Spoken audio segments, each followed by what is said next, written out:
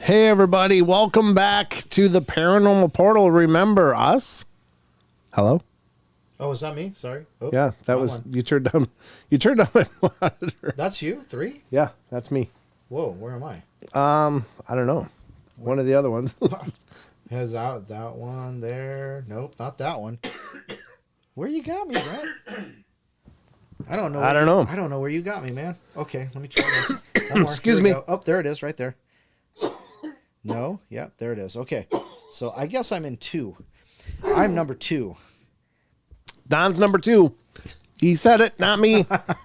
Which reminds me of a joke. I now know why elementary schools sound so bad or smell so bad. Why?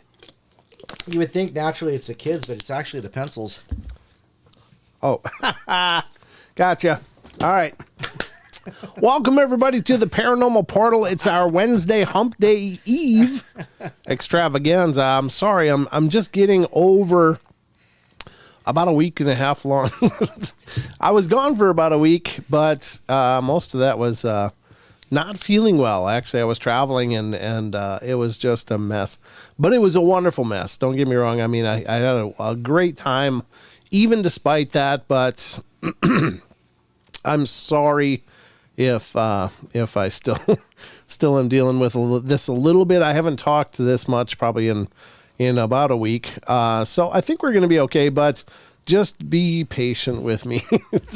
This is as always, the portal is absolutely live and unrehearsed, so you get what you get.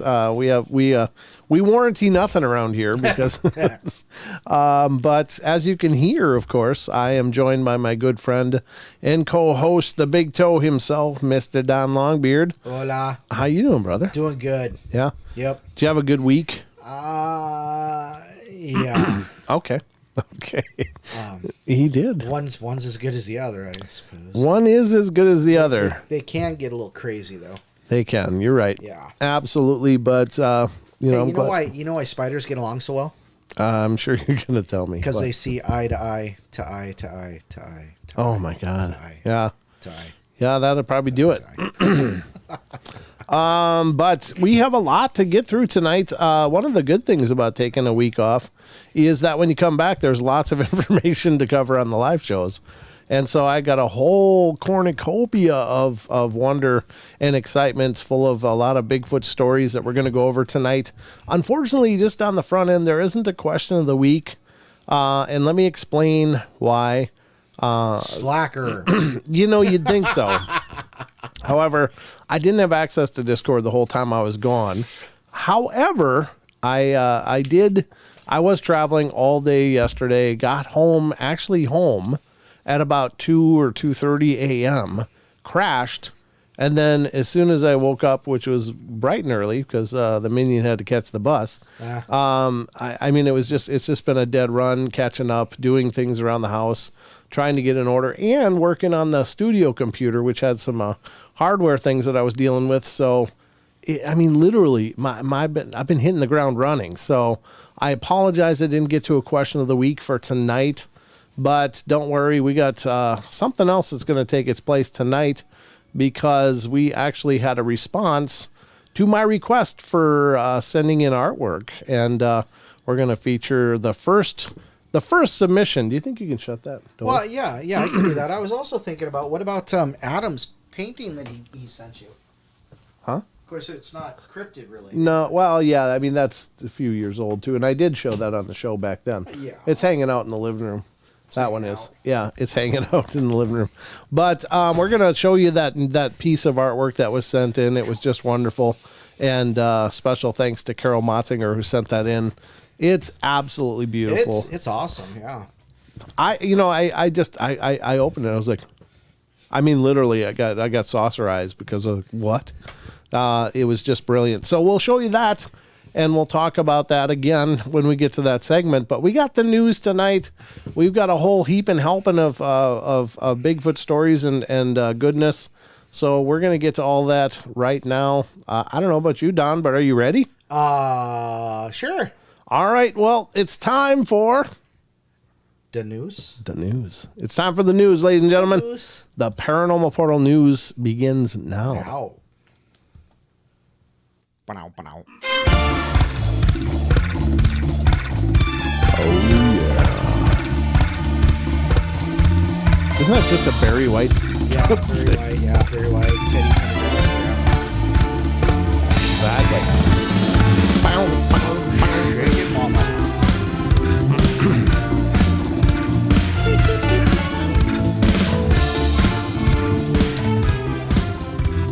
Most trusted news, ladies and gentlemen, right here on the Paranormal Portal. Your anchor, Brent Thomas, joined by my co-anchor, Don Longbeard, and we're going to dig into the news and share with you all the fascination and wonder that I managed to pull up in your behalf. Hey. You forgot to turn the screen on behind you. Huh? Oh, the video? Yeah. Yeah, I did, didn't I? Yeah, after a week, I swear to God, it's already hard enough to remember after just a few days, like from a Saturday to a Wednesday, everything I have to do. Well, you put a week in between there, and it's like you might as well forget it. I'm lucky I remembered how to stream after that. Let me do that quick, as long as we're talking about it, because I'd hate for it not to be official. Yeah. It's kind of important, right? We have to have the traveling part of the portal moving. Absolutely. Let me get this up. That didn't sound good. Sorry. Don, I can't believe you didn't take that one. The low-hanging fruit and all. All right. Yeah. It can get stupid here at any time, just so you know. There's no warning, there's no labels, there's no disclaimers. Here, this is your warning. This is your notification. It can go full dumb in a hurry around here. So I hope your expectations are low, and if not, you might want to lower them. Yeah.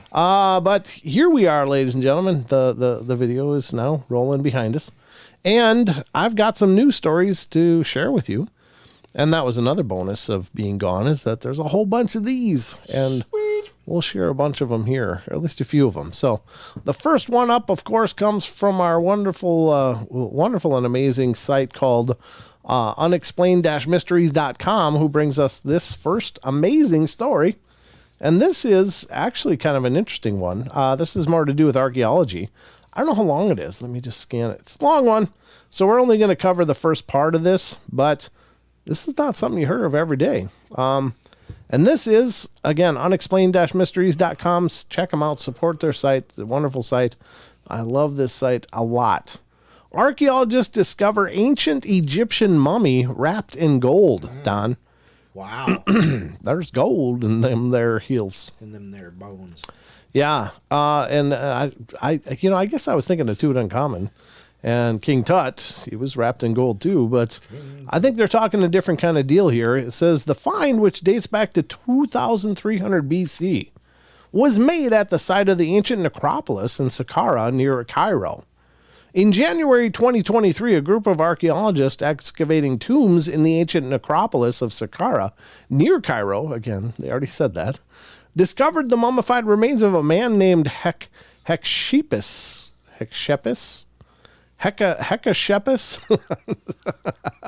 I love when I run into these words and sound like an idiot.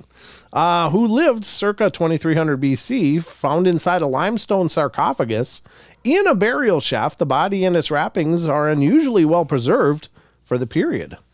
In the 5th century BC, the Greek historian Herodotus of Halicarnassus described the elaborate way Egyptians preserved their dead. The brain was removed through the nostrils, blah, blah, blah.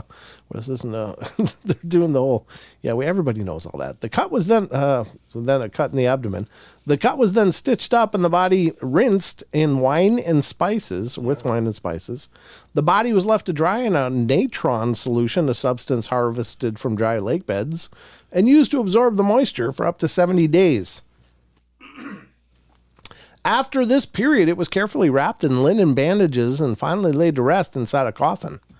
By the time Herodotus wrote this, Egyptians had been practicing mummification for more than 2 millennia, gradually perfecting the technique through experimentation. Enough of the history. Where's the mummy wrapped in gold? How was Hatshepsut preserved? Anyway, I don't know. There's a mummy wrapped in gold Somewhere in this yeah, story. in the story. I don't know why they got to go back into all that history. It's like, okay, I didn't come to read about a mummification. Just why is it wrapped in gold? What are you guys doing? What do you think it's for? What happened here? Well, that's the first story. It's kind of looked better on paper as it turned out, but hey, we got that button. There it is. First story tonight, folks. Like I said, if you don't expect a lot, it's hard to get disappointed. All right, so here's the next one up on the news festival tonight. This one has to do with the classic Bigfoot encounter, which is kind of our theme for the night's show, as it's called The Hairy Men on our Wicked Wednesday. And this is from unexplained-mysteries.com. Classic Bigfoot encounter resurfaces in report from 1999. I wonder if it's Bauman or who. The incident allegedly involved a group of children who came across a large bipedal ape-like creature in the woods. Bigfoot sightings are certainly not a new phenomena, as evidenced by the recent revisiting of an old report submitted by the Bigfoot Field Researchers Organization back in '99. The incident itself occurred in 1963 and concerned a group of children who had been staying at the Cooks Valley Campground in Mendocino County, California. It says they had been playing in a playground on the site when they suddenly became aware of a terrible pungent smell coming from somewhere nearby. A combination of rotting deer carcass and skunk. Nice. Ugh, God, that's got to be horrible. I'm now hungry. Jesus, Don. So much wrong with you. After venturing out to investigate, the group caught sight of an 8-foot bipedal creature that was standing near a tree line, apparently observing them from the base of a redwood tree. And then it says the beast stared at them for a while before turning around and disappearing into the forest. Several children who'd been there at the time provided matching descriptions of the event. Wow. This wasn't the only notable encounter to occur in Mendocino County either. There is even a report detailing the case of 3 marijuana farmers who were allegedly killed by one of the creatures. No. Yeah, no. That's... It's been debunked. Yeah, I mean, it's obviously they were obviously taken out by other cartels or something. But predictably, however, no conclusive physical evidence of the perpetrator was ever found. Well, I mean, what did he do? He just watched some kids in a playground and then left? Yeah. Gosh. Dead bastard. His name is Aquilon. Yeah, I'm not sure what that's significance is. I think this is actually one of those AI pictures. Aquilon? Aquilon? Yeah. No. The significance of what? No, the story, I guess. Oh, okay. What I mean, the significance of the marijuana killers or whatever. Oh, yeah. But anyway, I think this is one of those AI generated images. I think I've seen this one all over the place. That's interesting. It is. Was his eyes gouged out? That's the weird thing with a lot of AI pictures, is there's something weird about the eyes. The eyes don't ever seem to have that. Because they're soulless. Yeah, I guess maybe that's it. I don't know. The eyes are the windows to the soul. There's no soul. It's a dark hole. What about the black-eyed kids then? Oh my gosh.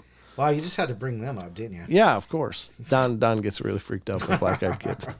That's historically Don doesn't manage well after we do want to show on those. No, they're pretty creepy. They are pretty creepy, but there you go, folks. Not sure. I guess they just talked about an old account. Yeah. It was a news story, and you heard it here. Maybe you didn't hear it before, but you've heard it here now. You definitely did. All right, next up on the news extravaganza tonight is another one from unexplained-mysteries.com. And this one is having to do with UFO, believe it or not. It says UK authorities investigate RAF plane's near miss with a UFO. Ooh, Don. Look at how many props are on those. Those look like kitchen utensils. Doesn't look like propellers. Wow. They're like what is it? Like the garden weasel. Yeah. We're gonna be plowing some stuff over today. The UK Airprox board has been looking into an intriguing incident which occurred at 1 p.m. back on November 16th. So pretty recently. According to reports, an RAF Atlas, a large military transport plane, had been flying over Curragh Hill in Tyne near where? Tyne and where? Is that a town? Yeah. Must be, huh? It's got two names. Okay. Tyne and where? England, when an unknown object passed the aircraft on on the right-hand side. Sorry. Why am I getting these twin kids in every picture? Initial assumptions that the object must be a drone were quickly called into doubt when the flight crew described it as circular in shape with a hollow center around 3 feet wide and black in color. That's weird. Yeah, the investigative board noted that the high altitude of the encounter, along with the physical description of the object, were such as they were unable to determine the nature of it. Providence played a major part in the incident, and/or a definitive risk of collision had existed, the board wrote, while also noting that the short distance between them had posed a significant risk. As things stand, exactly what the plane's crew encountered that day remains a mystery. What was their altitude when they? Unable to determine the nature of it because of the high altitude encounter. Yeah, it doesn't really say. It just says that they saw something when they were flying, and then it describes it. I don't know. It doesn't say, but I guess they must have been way up there, like 30,000 feet or something, 40,000. I don't know. I don't know what kind of ceiling they fly at, to be honest with you. Military craft, I don't know. I think it's probably higher than normal. That thing's pretty freaking big there. Yeah, it's a big plane. I don't know how close it was, though, either. It doesn't really even say that. No. It just says that they saw something, and I guess it was really, really close. And it was only 3 feet around. Jesus. Around 3 feet wide and black in color, so. Listen, there's an article. Look at that. Artist trains monkey to give him a permanent tattoo with a needle gun. Oh, my gosh. Sorry, I didn't mean to tattoo your eyeball. Yeah, no kidding. Oh, my God. Yeah, that's absolutely bizarre. Okay. All right. Well, there's the article there. I guess we got that going for us.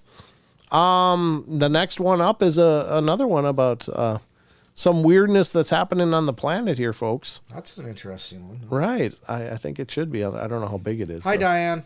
Hi, Diane. And we didn't say hi to Mom either. Hi, Mom. Hi, everybody. It's Brent's fault. Hello, everybody. I'm just looking at... No, this one's not too long. Good. Here it is from unexplained-mysteries.com. Weird alien ecosystem emerges in abandoned uranium mine. Wow. Yeah? You see that movie? What was it? Evolution? With David Duchovny. Oh, Evolution. Yeah, I've seen it. Yeah. It was so good I can't remember it. Yeah. Critic. Funny, I've been rewatching the X-Files lately too. So. Oh, have you? Yeah. All right. So strange life forms have been found thriving in an environment that's totally inhospitable to almost everything else. When it comes to environments conducive to life, the interior of a destroyed reactor at the Chernobyl nuclear power plant and the depths of a long-abandoned uranium mine are certainly not the first places you'd think to look. Incredibly, however, places like these have become home to an entire ecosystem of strange life forms. Scientists recently delved into an abandoned uranium mine beneath Germany's sandstone mountains to investigate a peculiar ecosystem found in the pitch-black, radiation-filled tunnels. Ooh. The mine opened back in the 1960s, but was later flooded and abandoned in the 90s. Today, however, its dilapidated tunnels are home to orange acidic streamers, stalactites formed from slime communities, and strange gunk that makes the walls look as though they are melting. It's like an acid drip. Wow. Organisms found here include multi-celled eukaryotes,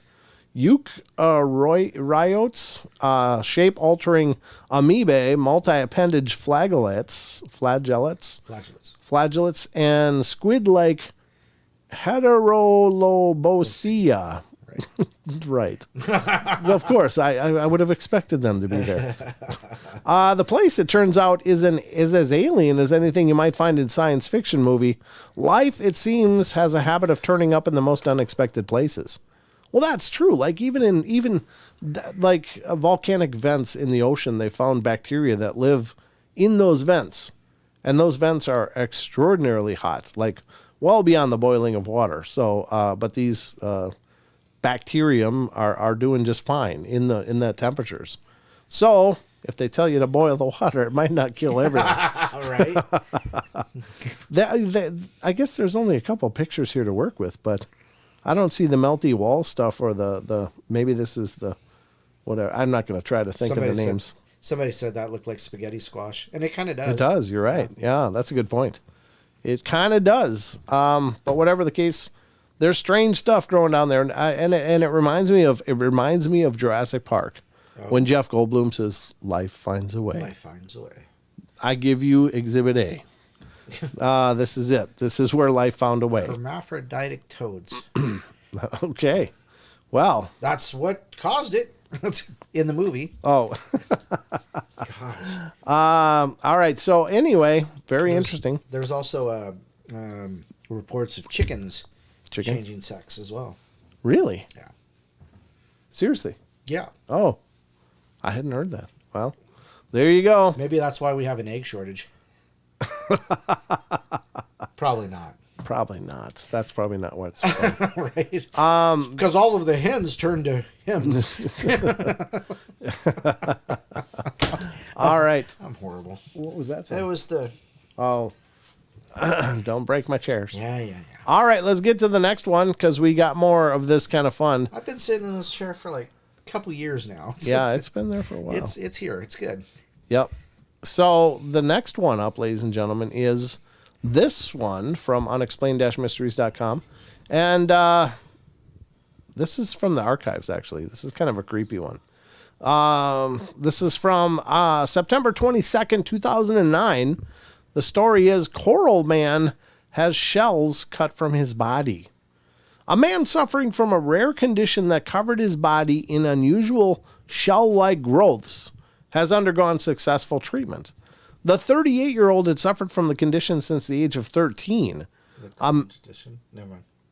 A man dubbed the human coral reef, God, that's horrible, has been successfully treated for a rare condition that covered his whole body in shell-like growths. Lin Tianjuan, 38, of Shuimen, southern China, first noticed the growths on his hands and feet when he was just 13. Wow. I gotta look something up here. Lin, L-I-N. L-I-N-T-I-A-N-Z-H-U-A-N. Don's gonna reference this. See if we can find photos. Yeah, I guess good for him. Oh, holy crap! Oh, is it pretty harsh? Oh, holy crap! Yeah, no, that's thank God he got treatment. Yeah, poor guy. Wow. Oh dear God. I'm not sure you guys want to see that. But if you Google that name or search it, you'll find some of the images and well, here's a gal with it.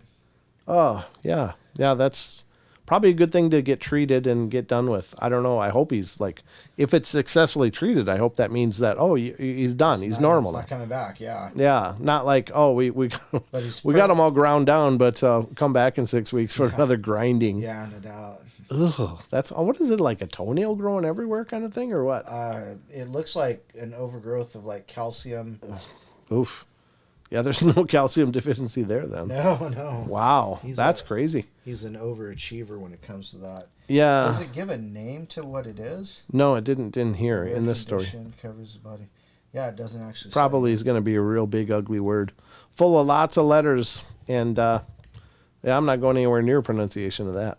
So, there you go, folks. Good for him. I'm glad. I can't imagine that life would be like. It's hard to snuggle with a coral. Oh, jeez. But I'm just saying that's probably not really nice. But I'm really thrilled, seriously, that he got treated and is better. But God, that really does look creepy. I don't think I want to show it though. Here's another one. This is from unexplained-mysteries.com from the archive. And this is September 12th, 2009 rather. And a man who self-medicated on silver compound to treat a skin condition for over 10 years has turned blue as a side effect. Yep. The silver collects in the skin without dissipating, and as a result, he's likely to be blue for life. Yep.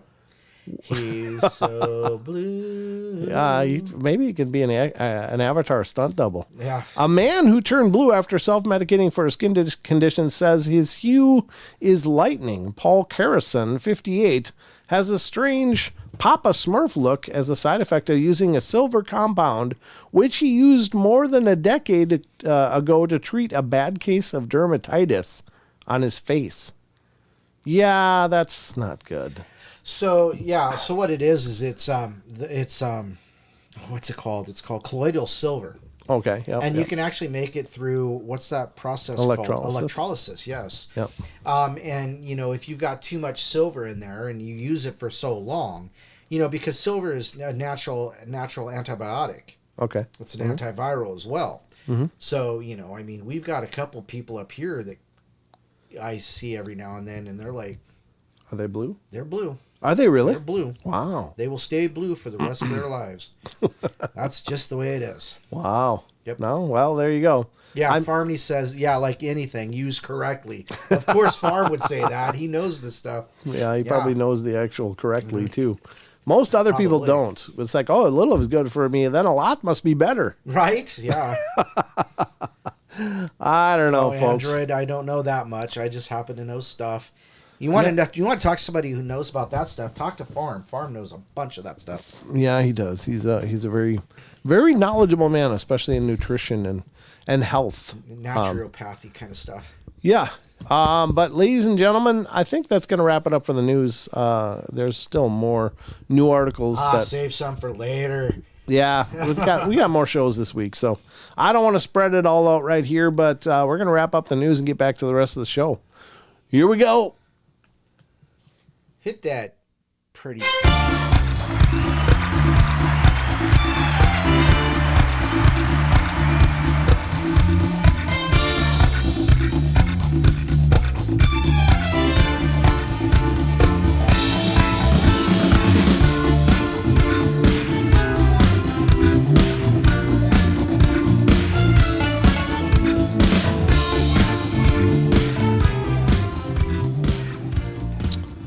Woo-wee. All right, ladies and gentlemen, we are back here at the portal desk. Yeah. The regular portal desk, not the news desk. Yeah. Okay, Don.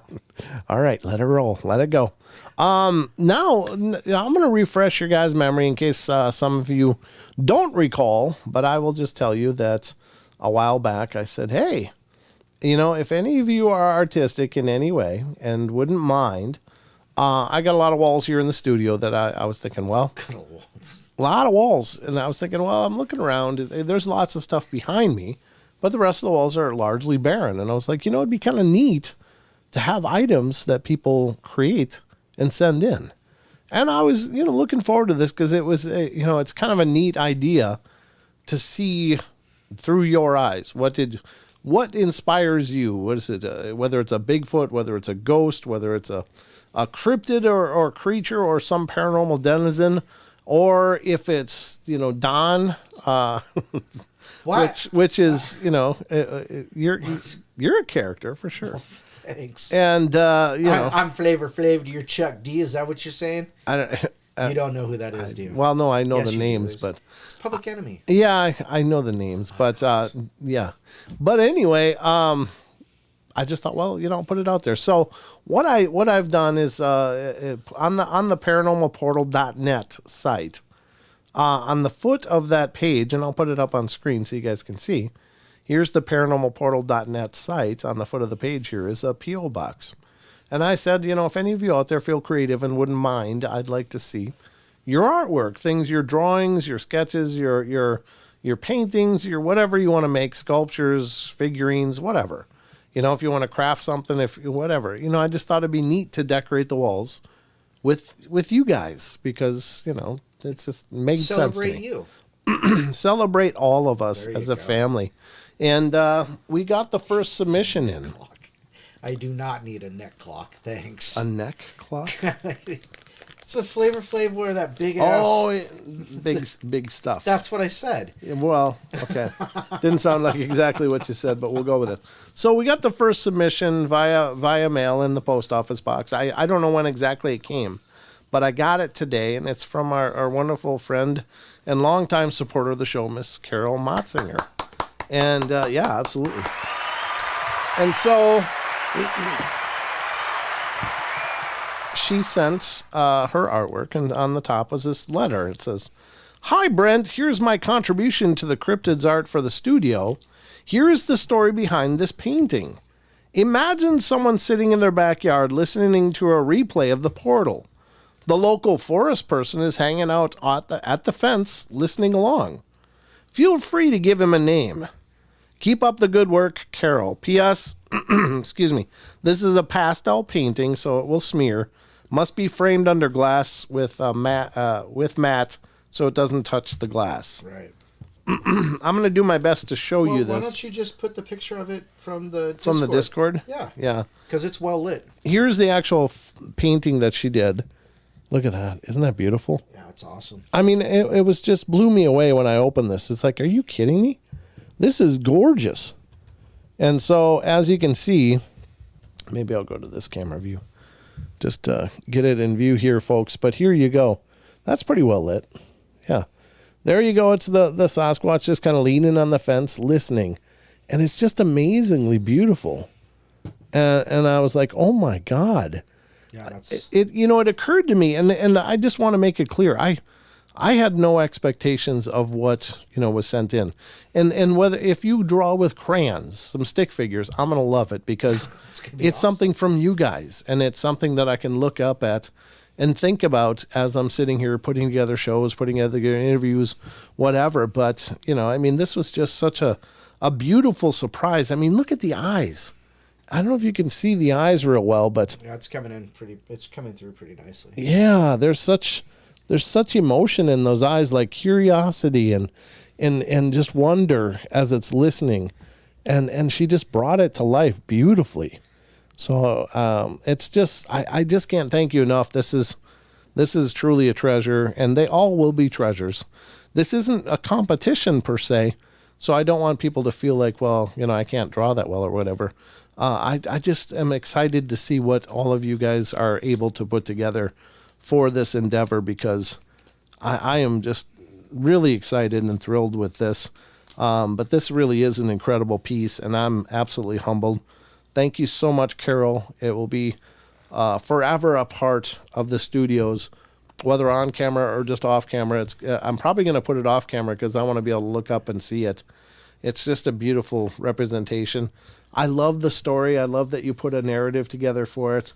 And just how cool is this? So you should give that its own little frame too. And put yeah, that up underneath it. yeah. I may frame them together, like there you go. The picture and then the Sure. the little letter with it. That was really cool.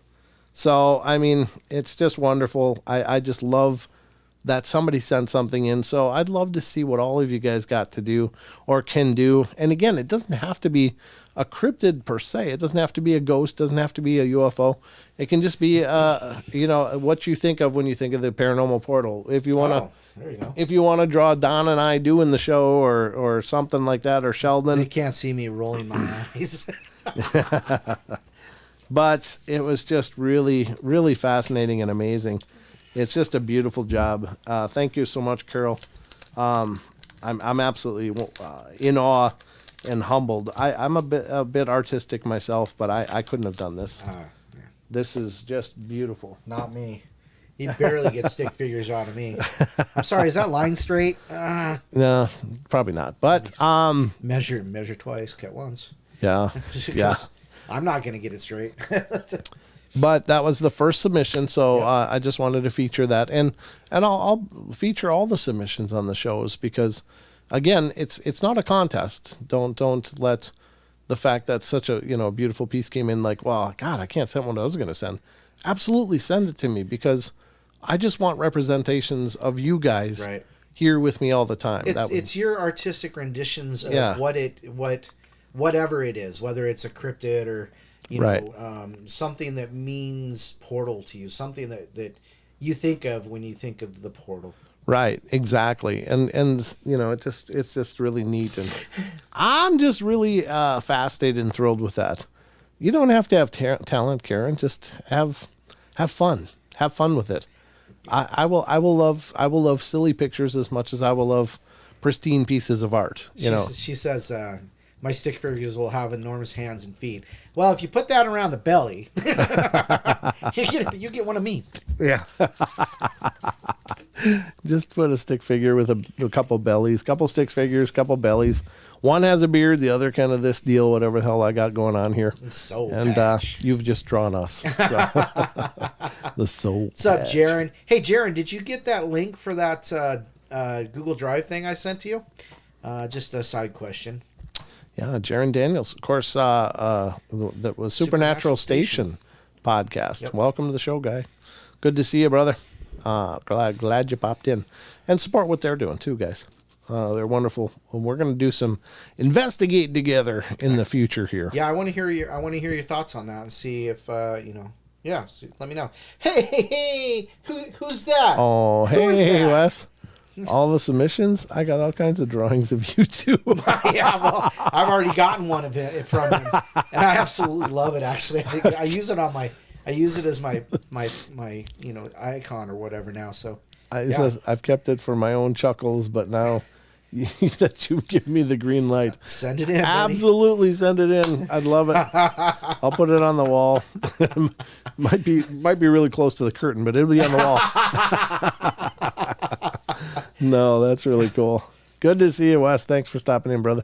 But yeah, I mean, that's just really fun. I really appreciate it. So yeah, any and all submissions, please send to that P.O. box that I showed you.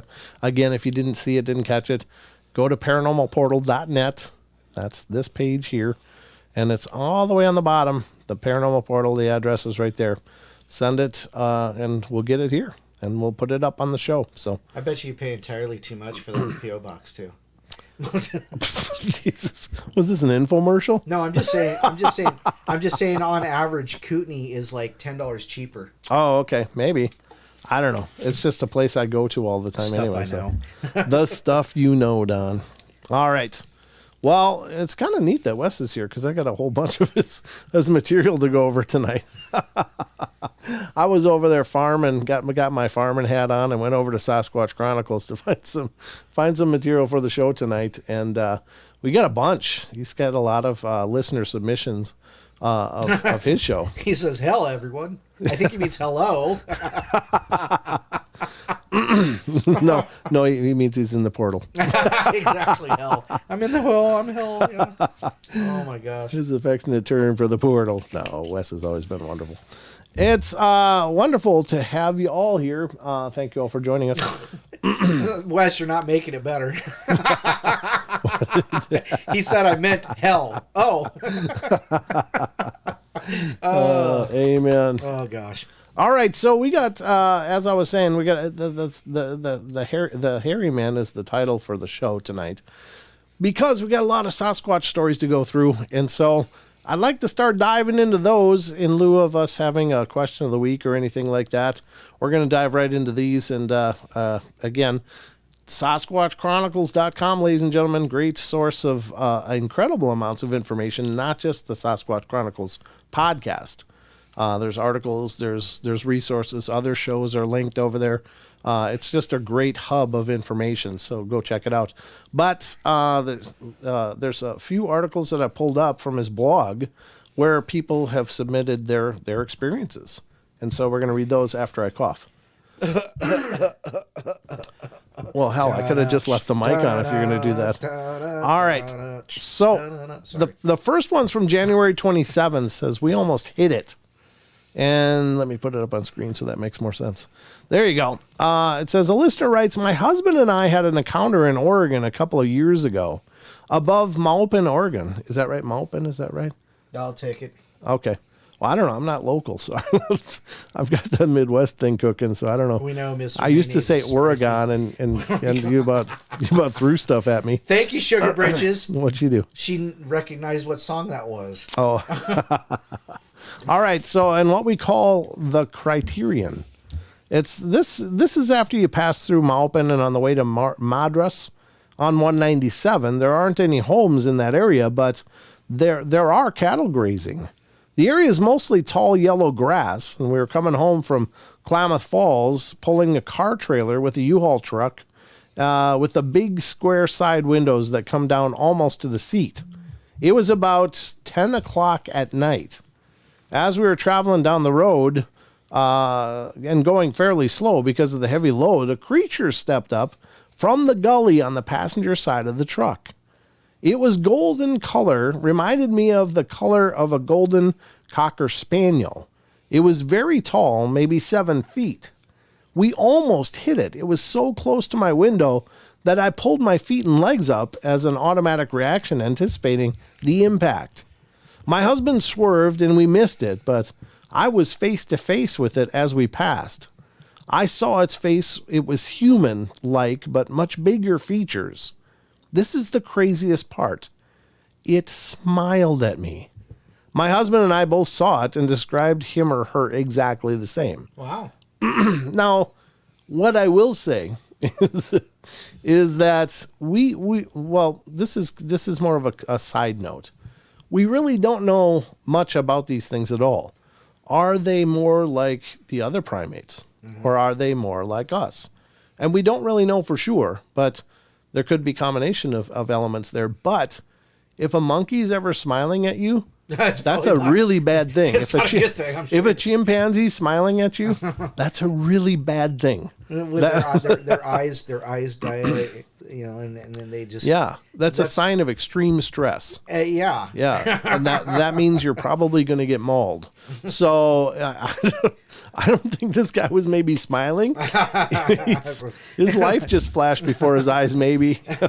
Or maybe your life was flashing before his eyes. Yeah, exactly. So I don't think a Bigfoot smiling is necessarily a joyous thing. I think it could very well be a warning sign. Oh, that's good, fourth color. that you're in trouble. What did Forth say? No, the emoji. The emoji there, yeah. Yeah, exactly. So, don't throw any feces at me. Yeah, no doubt. Ugh. Yeah. Monkey smiling, a chimp smiling, gorilla smiling is a bad thing. So I don't know if that's true for Sasquatch, but I wouldn't trust it as a grin. Right. So, No. Yeah. I wouldn't smile back. I think he may be contemplating dinner. Yeah. Your death. He's in the mood for meat pudding. Oh, Jesus. All right, let's go to the next one from Sasquatch Chronicles blog, and this one comes from February 8th. Its face was ape-like. Well, we go from a human-looking face to an ape-looking face. Right. A listener writes, my twin sister, myself, and our 2 large lab dogs saw a Bigfoot cross the road right to left about 300 yards away from us when we were around 7 years old. Midway across the road, it turned to look at us as my dogs were going berserk. Yeah, I bet. And I vividly recall it turned its torso along with head as opposed to just its head. It crossed the road in 5 or so steps. It was walking upright, and its long arms were swinging like a human's would. This was in the mid-'70s in Grand Haven, Michigan, about 2 miles or so from Lake Michigan, back then Bigfoot wasn't a very well-known thing. We called it a hairy monster, but I can still picture it to this day, as can my sister, although we have different perspectives. She had a longer view of it and recalls its face being ape-like.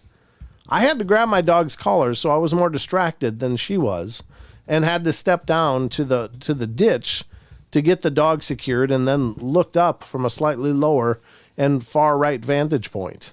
I do still recall the hair glinting, rust-colored in the sun.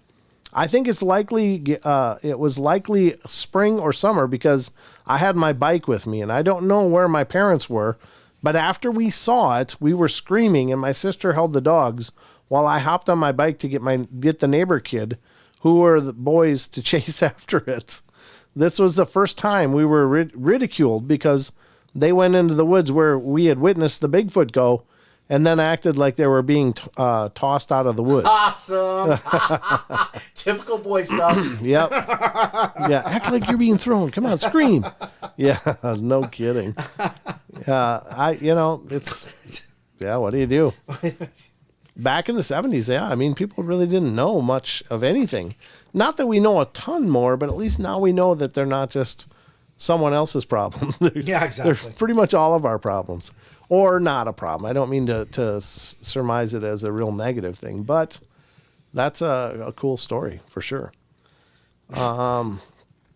What? It's just the boys throwing themselves out. Yeah. I so see me doing that. Oh, yeah, I wouldn't have been that creative. I would have been like, oh, yeah, nothing Jumped here. out of a tree, though. I was never a prankster, though. Like, I was never that kind of person.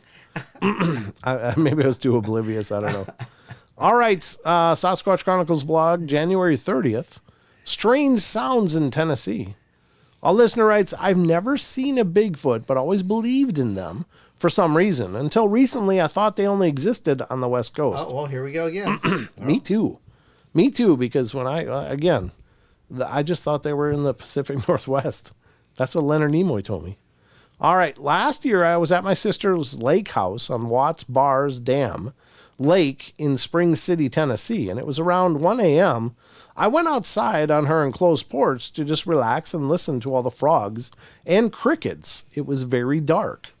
I heard the dog that lives across the lake barking like crazy and thought it must be barking at a critter of some sort. Next thing I know, I hear this extremely loud, deep yell that made my hair stand up and ran me into the house. And ran me into the house. And ran me in the house, yeah. The So, I boys mean, ran him in the house. yeah, it scared him so much, or her, I don't know, boy or girl. But they ran into the house. It came from the same direction as the barking dog. I don't know what it was, but it had to be huge with a lung capacity to make that yell. Yeah. I Googled every animal noise when I got home, watched YouTube videos, and the closest sound to what I heard was a Bigfoot video. Recently realized it sounded like the Predator in the first movie when he yelled after fixing his leg from a wound.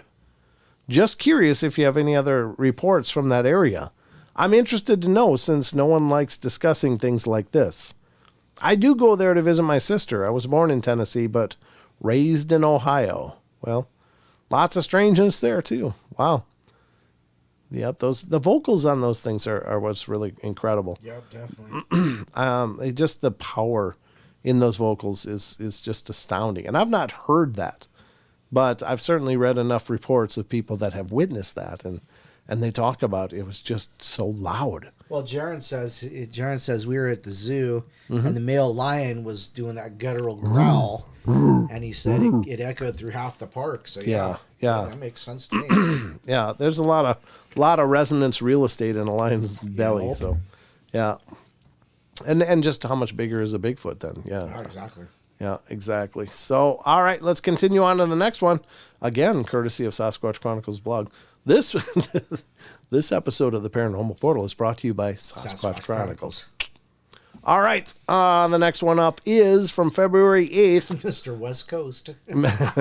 Sorry. February 8th, strange experiences growing up. A listener writes, I grew up in a small town in western Ohio, and my grandparents owned a small horse farm. I was the oldest grandchild, and I idolized my grandpa, so I started going camping with my grandparents at around 4 years old, and I began to trail riding at age 6. We would camp in Hocking Hills, Salt Fork, and Tar Hollow State Park. My grandpa had an RV, but the campsites are primitive, no electricity, no water, no sewer, only pit toilets. Baths in the creek that ran next to the campground and I see baths in the creek that ran next to the campground. And my grandpa refused to run the generator to run the AC. My bed was the one above the front seats, nice and hot up in the summer. So in the summer, it would get unbearably hot up there. So if it wasn't supposed to rain overnight, I would sweep out the horse trailer, line up bales of hay, cover them with a tarp, and I'd sleep in there because it was cooler. All these experiences take place from roughly 1986 to about 1994. And I can't be exactly sure in which order they happened because at the time I just passed them off as weird but probably explainable occurrences. The thing that changed my view was the first time I heard you play the Ohio Howl. And I realized that I had heard that before in real life. The horse camp at Tar Hollow is an opposite side of the state park from the main camping and lake. In a valley between two decent-sized ridges, at the time, there was only one local radio station we could get to come in regularly. So before bed, I'd listen to it to get the overnight weather reports. And They said no rain, so I did my normal routine and made up a bed in the trailer. I'd say at about 1 a.m., I woke up hearing what sounded like a weird tornado siren. The weird part is it didn't have the usual pattern of a tornado siren. It would go off by starting low and then end in a high pitch, then silent for a few minutes. I heard it maybe 4 times over a period of 10 minutes, but the direction it seemed to be coming from wasn't where the closest town was. I thought maybe they had one at the fire tower in the middle of the park, so I decided to wake up my grandparents to get to the radio. There was no mention of storms, and my grandpa, being the no-nonsense man he was, said it probably just dreamt it and just to go back to sleep. Those darn elders, huh? At the time, the campground was set up in 3 circles of campsites. We're in the largest circle, and it was in the middle and had bigger campsites for larger rigs. To the south, there was a decent-sized circle, but the sites weren't as easy to pull. The sites weren't as easy to pull in and out of. And then there was a small circle on the north end. The small circle was in heavier tree cover, but the sites were really only suitable for small rigs like truck campers with 1 or 2 horse trailer. So one night I was awakened by what I thought was a mule. If you've ever heard a mule bray, they can make some odd noises. And there was one guy who rode a mule who would camp there on occasion. I hadn't seen him in camp, but it wasn't uncommon for people to pull into camp at night, especially if they had a long drive and were coming after work. The sound that woke me up lasted maybe 2 to 3 seconds and sounded like a mixture of a scream and a mule. It was coming from the direction of the small circle. The next morning, I told my grandpa that a guy must have come in during the night. My grandpa and I had a routine every morning. While Grandpa cooked breakfast, we would feed and water the horses at the creek, eat breakfast, then take our coffee and walk through the camp and say good morning to everyone. We walked back to the small circle and there wasn't anyone back there. We walked the rest of the camp and there were no mules in camp. There was a guy who rode with us on occasion who said he and his dog had an encounter in the park. He lived closer and would come to the camp even more frequently than we did. He would come on the non-holiday weekends, and on those days, it wasn't uncommon for only a handful of campers to be in the park. He told us that he was riding alone with his dog. He was on a trail that we would ride on at least 50% of the rides. It followed a valley for about 1.5 miles, and there's a small valley that branches off from the valley that the trail is on. But there was no trail down off that chute because it ends up on private property and is kind of swampy. He said he smelled the worst smell he had ever smelled. His dog took off towards the swamp area and he heard something crashing through the brush. His dog yelped and then came back covered in a slimy substance that smelled like what he said the creature smelled like. Back then, Bigfoot was a joke, so he took a lot of ribbon from everyone, but he never rode by himself after that. And if we took that trail, he would go at basically a full gallop and wait for us at the top of the ridge. There was a trail that we used to ride on one side of the ridge that had done some logging. The loggers had left a pile of logs and brush beside the trail at the top of the ridge, and that area was a nice wide and flat area, so we would usually give the horses a breather there. The problem with the spot was that the pile of logs and brush was a great area for timber rattlesnakes, hence why we called the area Rattlesnake Ridge. We would just tie up the horses away from the log pile and leave the snakes alone. This one time we stopped at the wide spot and began to dismount, but the horses were acting weird and skittish. Then we noticed a weird rotting garbage smell. This happened after the guy told us the Bigfoot story, and someone joked that it was probably Bigfoot. The horses just wouldn't calm down and the smell was horrible, so we only stayed maybe 5 minutes before getting back on the horses. All of them were in a hurry to get out of there, which is odd because it was a really hot day, so the horses usually wouldn't be so ready to go after such a short rest. The group that we rode with liked to indulge in adult beverages as we rode. On this particular day, someone had brought a bottle of, I believe, wild turkey. And by about 1 p.m., the women in the group had become so drunk she could barely get on her horse. Yeah. Although we had been out of camp for about 4 hours, we had only really ridden it for about 90 minutes of that, so we weren't very far from camp. The route we had planned to take that day at this rate would have been another 4 hours if we rode at our regular pace, so she wasn't going to be able to continue.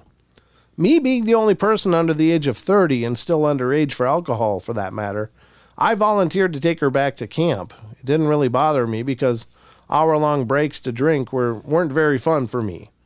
I had been riding these trails for 10 years at this point and knew the park like the back of my hand, so we headed back to camp. The rest of the group continued their ride, and I'd kind of take the ride slow as she could barely stay in the saddle, and I kept encouraging her to drink water and to try to sober up a little. Even though we were basically just riding at a walking pace, there were 2 decent hills that we would have to climb to get back to camp, and we would have to rest the horse at the top of each climb. As we were making our second hill climb, she says, "What the hell is that smell?" About that time, it was like a wall of rotting trash hit me.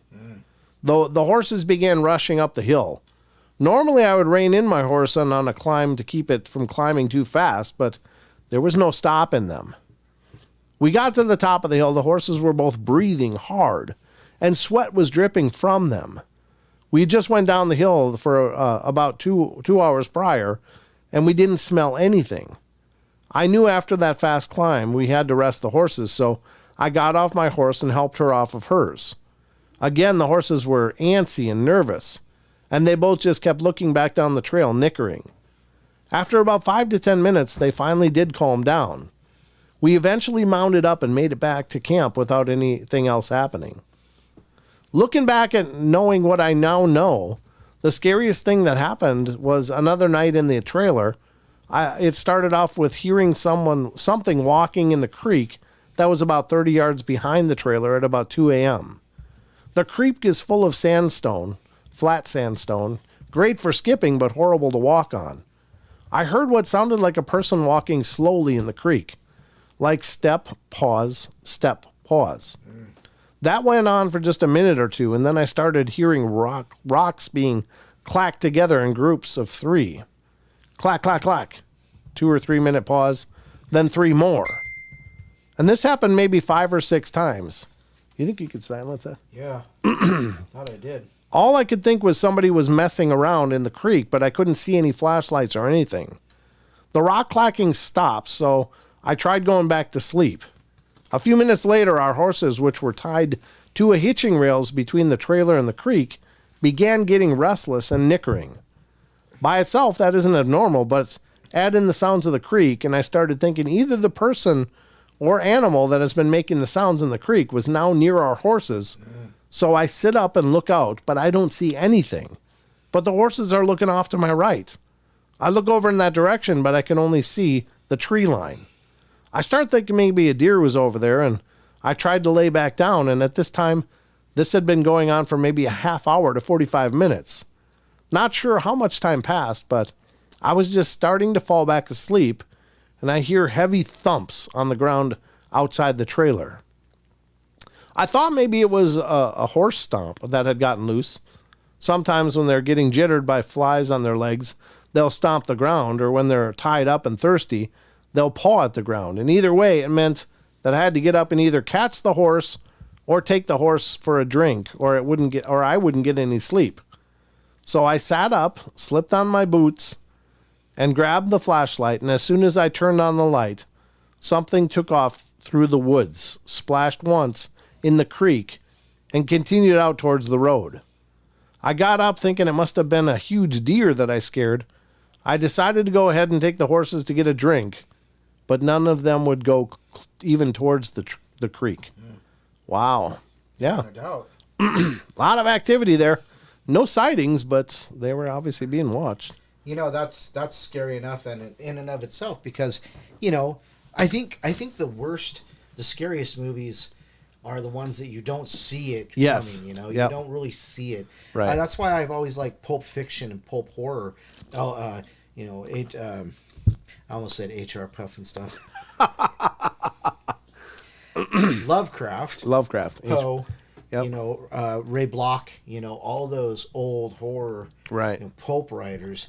They just have this way of painting the picture without showing you the picture. Right. Nowadays, it's all jump scare stuff. It's like, yeah. Well, some of it's good. I mean, the last good movie I saw like that was actually like The Fourth Kind. Oh yeah. And then before that was Blair Witch Project. But you can only watch those movies once. Right. Otherwise, they're just crap. Yeah. So, they don't stand up in the rerun they schedule. Don't, No, but that's pretty intense. Whatever's going on. Yeah. All right, let's go to the next one. Again, Sasquatch Chronicles blog. This is from February 2nd, a dark humanoid figure. These are big ones. This is a lot of great stories. Nice. A listener writes, I live in North Georgia and formerly worked at a lookout tower located in the southern end of the Chattahoochee National Forest. This happened about 2.5 years ago. I was up in the tower one night like normal. I had my phone plugged into my portable charger, playing music on low, but all the lights were off, as that's the best way to spotlight, fire, and the stars. Well, I was there in the tower, and I had sat down to eat some of my lunch, and my fiance packed for me, and as I'm eating, a loud thud hit the side of the tower. Obviously, it startled me, and my mind raced a little bit, but came to the conclusion that it could possibly be a bird or whatnot, unusual for lost birds to be in flight at night. I decided to go down and check just in case, as I love animals and didn't want this thing to be laying down there, and I radioed that I was going down for a possible injured animal. I head down and it's dark. I mean, you guys are from Washington, so I don't need to explain, but it's dark. I'm down there with a light looking around and I don't see anything. And I don't see any blood, so I assume maybe it got dazed and just flew away. So I head back up. No later than 5 minutes pass. I hear it again, but not as loud as the last one. When I hear that, my blood went ice cold, and I'm thinking, there's no one out here, and there shouldn't be. So I grab my sidearm, which I usually don't keep on me because it's uncomfortable when I sit, but I got it and kind of looked out under me to observe, but it's dark. So I head back down to investigate just to see if it's a stray person or something, and I'm not too sure what it could have been, but it's my job. So I get down, and I didn't even notice this pattern until I wrote this. I suppose I didn't notice it the first time because in my mind I was looking for a bird, but where the sound was, there was a rock smaller than my fist laying there, and about 10 feet further, a smaller one. I had enough, so I drew my pistol and called out naturally, "Who's there? Show yourself. I'm armed," and that type. I wasn't trying to sound scared, and a couple seconds later, I smell this stench. I've smelled dead animals, and this was at least 10 times worse than a wet, rotting raccoon. It was so bad in my head, I'm thinking, oh my Lord, there's a skinwalker out here. Oh, God. And I'm into these podcasts, and I believe it. Up until I found your show, and that's exactly what I thought it was, but I slowly back up tiaras, the tower. Well, I don't know if it means tiaras. That must be spell check. Back up towards the tower, and I hear steps mimicking mine, and I just knew I didn't have long. I knew it. So I stop and wait to see if something emerges. Maybe it's just a regular animal. About that time, I hear what sounds like a vacuum sucking in air. Just a lot of air moving at once, and this roar. This roar turned my legs to water because I fell over out of pure terror. And from then on, it never looked anywhere. It never looked anywhere except straight, and I got up and ran back up with no control over my body. I wanted to live. I get up and I'm looking, and I'm scared something is looking back. And when I'm not looking, I'm scared something is coming. So I'm on a loop going back and forth. 20 to 30 minutes pass, and I'm somewhat collected, but not much. And I start shining the light out, just looking. And nothing is to be seen, so I stop and turn the light off. Approaching the base of the tower was a humanoid figure, and it seemed to be darker than the night. It was about a half crescent moon, but it was darker. It was about a half crescent moon, but it was darker, and I watched in terror. I still thought this thing was a skinwalker, so I was silently praying for this thing to not attempt to come up. But it had a stick, maybe 4 to 5 feet long, and not very thick, and it hit the base. Hard once, to the point where it could have sounded like a gunshot, and it sort of shook, and it what? And it sort of shook me back to life. I wasn't going to shoot at it because there's always an off chance it's a person, because I've seen it clearly. But after the hit, I raised my pistol and fired 2 shots, and it ran. That was the last of the activity for the night. I reported what happened to my supervisor the next morning, and I quit right there. I refuse to be alone in a place where something like that resides. I'm not sure if they ever investigated, but I went out. I never went back, and when he tried reaching out, I only explained once after that initial time, and never again. But after listening to your podcast, it made me realize it's not what I thought it was. Yeah, I mean it's tough when you go in with a preconceived notion, right? But how would you know if you didn't have a vocabulary for Bigfoot? Sure, it could be a skinwalker, it could be anything. Well, and that actually is Chattahoochee National Forest. That's pretty heavy with First Nations lore. So there's a lot of possibilities there. Yeah, absolutely. Oh, thanks, Don. Don, you remember? I remembered. You remembered. All right, so that's the next one up. How are we doing for time here? Oh yeah, God, we got a lot of time. Oh, yeah. I should probably hit the like button myself, just like everybody else. Didn't you? I did now. Oh, well. 84 people and only 53 have said, hey, we like it. All right, let's go to the next one from Sasquatch Chronicles blog here. We like you guys too. All right, this one's a short one, but it's from February 7th, Pink Mountain, British Columbia. A listener writes, I saw very briefly another individual watching us from the outside of our frack lease in Pink Mountain last December. I was staring at it without realizing it, and it ducked on a 45-degree angle to my right and disappeared behind the willows. It was grayish honey color. I'm freaking out here on the frack lease. What is this? West of Little Smoky, 5 kilometers, because one of the new guys came running to me panicking. It looked like he saw a ghost. We gave these fuel skids. We gave these fuel skids that you can climb up and the ladder, and you can see long black streaks from the grease on his gloves. He said he slid down 10 feet, holding on because something big and black was watching him between 2 poplar trees. He would say he wouldn't say much. He would say much other than he could see its lips, its breath in the air. That was yesterday, and he will not go to the edge of the lease. Huh. So this is February 7th. So I guess February 6th this happened. Yeah, you just never know. That's the hard part. You don't know when these things are going to show up. I mean, it might be a wonderful day camping or fishing or whatever. You might even be in your own backyard. And then suddenly things change. Right, Don? Correct. Oof. Correct. Well, that's like you just sent me that thing about the Selly Valley. The Selly Valley Bigfoot sighting. Oh, right. Like that's right in our area. 2 or 3 years ago. Yeah. And that's literally my backyard. Right. Well, actually, it's more my front yard. So, but there you go.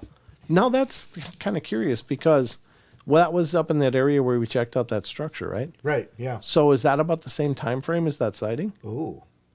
Let me go back and check because let's see, what we're talking about happened in 2000. Was it 18? 18? I think so. Let me go back here. Was it 4 years ago? Selly Valley Bigfoot. I mean, after the COVID mess, that's kind of west. Yeah, it was from 16. RSMO house 2 weeks ago. So yeah, so this happened probably end of February of 2016. Okay. So it was like a year, maybe 2 years before then. Okay. So yeah, I mean, Don and I checked out a structure, and if you head over to our Instagram, you were having paranormal portal withdrawals. Amen, Ninja Dave. Glad you're here. But on our Instagram, if you go to the Instagram, you can check that out. If you go to paranormalportal.net, on the top of the page, there's all the social media links. But you can check it out, and there's some images that I posted of the structure that Don and I checked out, along with Cindy Goodbreak and what was the gentleman's name? Glenn Meyer, another investigator. Oh, yes. Yeah. Glenn, yeah. So we checked it out, and it was pretty spectacular. It looks like it's rudimentarily woven limbs over a bent over sapling. Right. Like a 6-inch sapling that's bent over into an arch. And then this dome-like structure is woven over the top of it. Yeah. Yeah, it's really, really pretty incredible. But the pictures are on Instagram. Again, go to paranormalportal.net. Top right of the page, you'll see the links for the Instagram. You can check out several of the pictures. There's more pictures than that, including what we believe is a footprint that we found about a quarter mile away. Right. That may very well have a little diminutive footprint inside of it, but that's all out there. The footprint stuff isn't, but we couldn't do anything with it because it was literally on an embankment. There was no way to cast it for us. We don't know that much about casting, but we had a good time, and that was a hell of a structure. After we discovered it, yeah, it just went. They wouldn't touch it again. Nope, they didn't come back. I don't believe so. It was really, really well kept up until the time we discovered it. Right. After that point, maybe our scent was on it or something. They wouldn't touch it again. Well, Cindy did practically crawl right up on it. She did. She actually crawled up on it and bounced on it, right. Just to see how sturdy it was. And none of those woven branches even budged. Nope. It was just really, really solid. And Cindy's not a huge person, but it's an adult weight, and it didn't buckle or anything under that. It just held its form. So again, head over to Instagram and check that out. Yep. You'll be thanking me. It's not like a lot of people see these teepees and they say, "Oh, that's a Bigfoot structure," and they may very well be. I don't know. That's what really threw me off about the one we checked out, because it was so different from the structures I'd ever heard of.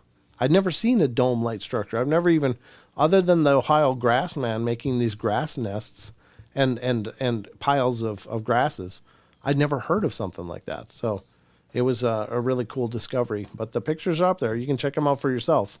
And you be the judge. All we know is that there's no kids in the area.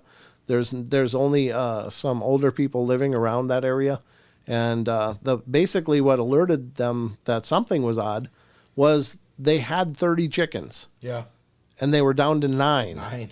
With no feather litter anywhere. So it wasn't like they were being grabbed by a predator and blowing their feathers as they were being killed. They were just gone, just removed from the closed paddock. So then they were out mushroom hunting, and they found this structure, very well hidden structure too. If you didn't magically stumble on it, you could pass it 100 times and never see it. So these pictures here, though, this is later. This is after they abandon it because there's no green on it. Oh, right. Yeah. So yeah. And when we first checked it out, it was in the fall. Right. So most of the greenery was all wilting and stuff. So yeah, this was actually like a year later when I took those pictures. Yeah. So I mean, it's really incredible, but got to use cover scent. Yeah, you're probably right, Chucky. But we didn't know. We didn't know what we were really looking at until we got there. It's like, oh my God, by then we're all in. I mean, we were already there and leaving our scent. They took one whiff of my scent and went, oh God, what's talk that about a skunk ape? What's that herb garlic smell? Don was marinating before we went out there. You never know, but yeah, it was really an incredible structure. I guess I could pull it up and just show you guys. But I always want to encourage you to head over to our Instagram anyway. Yeah, check it out. But let me do this. You can go see the pictures of the moose that almost took me out last week or the week before. Yeah, that's up on Instagram. Yeah, it was a week before, so it was 2 weeks ago. Yeah, 2 weeks ago. It was. All right, here it is. I'll pull up the Instagram so you guys can see these pictures. But they are really impressive. We showed them on the show before, so it's really nothing new. But let me pull this over. And if you have Instagram and you're not already following us, do it, please. Please. Here's the Instagram. This is the moose that was right outside the house. Yep. Don went to leave and he's like, "Hey, you got a freaking moose out here!" Freaking moose off your.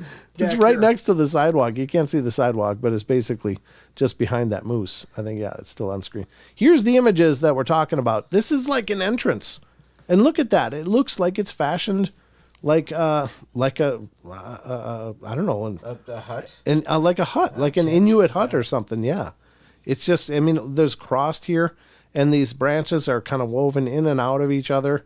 As you look around, this is a close-up of that entrance, but this is a side view. You can see how sometimes they're outside, sometimes they go under and over and back under again. It's just really, really was incredible. And here's another view of the entrance alongside of it. You can see, I mean, this was about, I don't know, 6 feet inside of there, 6 feet tall, inside. And so it was really pretty, a lot of room. It was large. It was quite large. There's another of the opening. I guess I did a lot of openings. Here's on the other side of the opening on the left side as you're facing it. Well, these are the pictures I took like a year later. These are from my camera roll. Are you sure? Yeah. Yep. No, because there's no green there. Well, there's this stuff, but it was late in the season. All the leaves are changing. No, it was greener than that. I'm almost positive. Well, but we'll have to look. Well, these are my photos. But yeah. There was like some pine. I remember there was some pine stuff laying on that log, right, like a blind in front of this, right. And it was really well fashioned. But I didn't get a lot of pictures of those. But yeah, I mean, it was really incredible. There's more photos. I'll have to post up the rest of the photos as well, because there's quite a few of them. They're rather large photos, because I did it with my DSLR, but. I mean, it's just fascinating. Now, one thing I would tell you is that there's a big, I don't know, is it a big spruce or something? A group of big spruce really near this. Oh, yeah. And all of the branches were broke off about 30 feet up. All the way up. It's just like this big tree trunk going up into the sky with these broken off branches. Now, if they had just fallen and created a pile, right, the sticks on the big thick stick ends would have gone down like a spear, because all of that foliage would have grabbed air and the heaviest aerodynamic part would have gone first. All of them were stick up, like they were fashioned, and you can see that in this photo here. All of these are just going straight up, and it was really incredible. So, yeah, I don't know. But, yeah, this is right in our area. Now, do you want to... Huh? I want to grab that article that we're referring to in the area. Might as well cover that here, while we're I'll at just, it. yeah, I'll just. I mean, I have it. It's right in here. your, it's in your chat. Yep. So I'll grab it here. It's not too far up there. Not too far. There it is. There it is. Yep. Big old ugly link. This is from Kelly Shaw's RMSO, Rocky Mountains Sasquatch Organization. And this is also talking about our area here. This is a story he covered on his site a while ago. Let me blow this up so it's much bigger. There we go. So this is having to do with our area. It says, Tracy writes RMSO. I joined the group for a reason, so here are my experiences. In a cabin surrounded by woods that connect to the mountains in the Selly Valley, north of Sandpoint, I had smelt/heard Bigfoot in this location. I also saw a white orb in the treetops, but it was in a location deeper in the mountain that I saw a Bigfoot. I just moved into this house 2 weeks prior. Did not know my neighbors and was living alone. I had set up my surveillance cameras, etc. I'll tell you now, no hard drive. I was to get that later, additional hundreds, I guess. July 14th, I heard kids on the driveway, and I've been here 2 weeks and did not know my neighbors, so I got up to look at the monitor to see who my neighbors were. The house is sat on a somewhat cliff, but where below was lush vegetation and creek. My neighbor kids were walking down the driveway towards the street where the creek runs along. I had 4 window cameras showing on the monitor. As I looked, the frame of the driveway. I saw my neighbors walking. There was movement in another frame that caught my eye, and the picture is burned in. Red curly hair, matted head and shoulders, a huge humpback walked through my frame. This camera was at the back of the house, shooting in the backyard and fence. The figure walked past this 6-foot fence, and I saw it for about 2 to 3 seconds. My reaction was to grab my shotgun and run to the front door where it was heading. And this took all of 5 seconds, and there was nothing when I looked out the window. I measured from the ground to the approximate height, 7.5 feet. He came up from below the house, the drop-off, and was headed in the opposite direction than the neighbors on the opposite side of the house. I gather to avoid them. The color was reddish-brown or caramel color. Head was tilted forward. This area is not the kind of place where you walk around someone's yard. Mm-hmm. Yeah, that's true. Up here, you'll get lots of ventilation. Yeah. This road had a reputation for being tough and wild. Yep. Don't want to mess with these people. Regular gunshots, etc. 50 cal. Yeah, there was not a man in a suit. My reaction was typical, shotgun. I saw it clear as day on my monitor, and don't question the existence at all. The circumstances are indisputable. I know this area, Bigfoot is real, and yes, it scared me and kept me indoors. So that's right up in our neck of the woods, and this was from when? 2004. Well, it was reported in 16, but it's from 2014. Okay. So it actually predates that structure by at least 4 or 5 years. Right, but it still shows, Yeah, I mean, it just just right shows there, more yeah. activity in the area, right? Yep. Yeah, I think that's very powerful. Yeah. So there you go, folks. And again, here's the Instagram. It's Paranormal Portal Radio on Instagram. Yeah, Check it out. I put the link in the... Oh, did you? Yeah, Okay. Yeah. All right. So, yeah, it's just Instagram.com, Paranormal Portal Radio. So if you want to become followers of us, that'd be great. Another presence of us out here on the webs, the interwebs. All right. We got more to get to.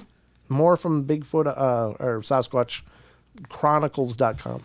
I was going to get another drink. I'm getting a little dry. There you go. Don't drink and dry. I'm not. That was actually pretty clever. Thank you. You were like, I'm not. Oh, that's not what he meant. No, you drink does not stay dry. All right. Electrolytes. All right. Here we go. There's the next one from Sasquatch Chronicles blog from February 2nd. Oh. This is an upcoming show. It's probably a show already now. But you can check out Sasquatch Chronicles for the actual episode. And I love doing that because reading these stories is a snapshot.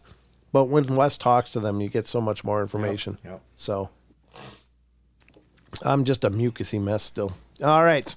A listener writes, it was about 12 years old in Greenfield, Tennessee. A lot of Tennessee tonight, huh, Don? A lot of Tennessee, a lot of it's southern East Coast. That's where I just was last week. Yeah. Oh well, yeah. Which is a small town in the northwest portion of the state. When I was growing up, I would spend a great deal of my time playing out in the woods. This one time, which is where I had my encounter, I was walking along the Sand Creek, as I often did. These creek runs for miles and miles through the woods, and I was probably about a mile out from my house. Anyway, I was alone and walking around a bend when I thought I saw a bear. I had never seen a bear out there, nor had I ever heard of any being in the area. So I was really shocked to see it. After I walked around the bend, I was probably 50 feet from it, which being a kid with no experience with bears, I figure I was a safe distance. So I stood there and watched it, and I quickly realized that it had a deer underneath it and appeared to be eating it, although it had its back to me, and I couldn't really tell what it was doing. After watching it for about 20 seconds, I realized it had arms and was pulling the deer apart. And right as I realized that, this thing stood up, and I knew then that this thing was not a bear at all. I immediately took off running back to the house and never told anyone this encounter until now. I never saw its face or anything because it had its back to me the whole time. But it certainly wasn't a bear, and it certainly wasn't a man. It was probably around 7 feet tall or so and had jet black hair. Actually, at the time, I didn't even think that I'd seen a Sasquatch. I went years thinking there was some kind of monster living in the woods and didn't want to tell anyone out of fear of being ridiculed. I've gone back into those woods since then, although I never went back to that location. I never saw anything again, though, but I was always uneasy after that. Yeah, you can't unsee it. It's like, once you've seen it, you're going to be dealing with that anxiety every time you're out there. I still think about the growl every time I'm out in the woods, and I was only growled at, and so it's just part of you. And I was 14 at the time, and I'm much older than that now. Yeah, you have a lot of time to form opinions and thoughts around that from age 14, That was 40 years ago. Don't mean to point it out, but it was 40 years ago. Holy almost. crap. Yep, almost. But I'll tell you what, it's something that's crossed my mind 1,000 times. And I think the part that worries me the most, even still, was that somehow we didn't see it. And this is in a forest, but we didn't see it. And it suddenly was right behind us. Right. I mean, that to me is the most freaky part of the whole situation. It's like, it was just suddenly there. From out of nowhere, just suddenly it was right there. And it was pissed. And it was like, oh my God. Yeah, I mean, I'm obviously here and doing just fine, but it definitely left an imprint. Leaves a footprint in your soul. Yeah, cool story. True story, though. Don't know for sure what it was, but I believe it was one of these. Jaron asks if I know of any Bigfoot lore regarding Vikings, and the answer is I don't know. But I bet you if they did, if there was any, it would have to do with, actually, believe it or not, the area we're talking about right now. Because they, 1369, the 14th century, it is believed that they landed somewhere near Maine. Yeah, yeah. And there were a couple, so it wouldn't surprise me if there were some that weren't recorded in the New World before Christopher Columbus. Oh, yeah. Discovered America. Amerigo Vespucci, I think. Before him, too. Yeah. Because we're talking like 1369 or something like that. The runestone, the Kensington runestone. Sure. Yep. So. I isn't there a legendary story of Leif Erikson in his journeys? This was before that. Yeah. So, yeah. Wouldn't surprise me, though. Yeah, Red and Leaf both made it to, like, I can't remember. I don't remember if it was Maine or Vermont. Somewhere in there like that. Oh. But there's a stone that was dug up somewhere over there. It's called the Kensington Stone. Yes. And it's dated back to 1369-ish, I believe it was. Jeez. So yeah. But I would say if it happened on the East Coast of America way back then. Sure. So maybe they're still here. I know there was a archaeologist out of the University of Minnesota, or I think he was out of Duluth. He had a History Channel show talking about old archaeology like that, and his quest to see if could find proof of the Vikings having been here and such. I don't know whatever became of that, or if he ever found anything of interest, but the stories were really interesting. Yeah, they found Viking. Right. They found Viking settlements.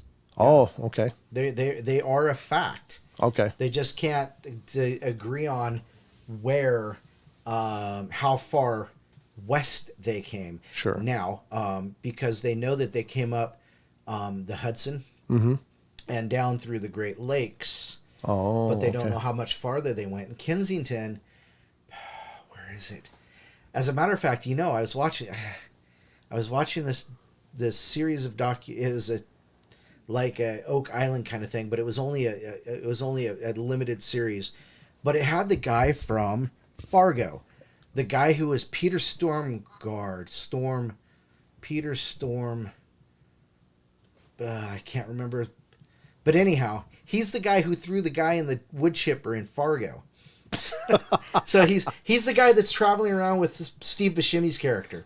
And he was in this, and he was driving, he was looking for connections for his name was Olaf Ullman, who found it, the Kensington stone back in like Scars. No, it's not Skarsgård, not Skarsgård.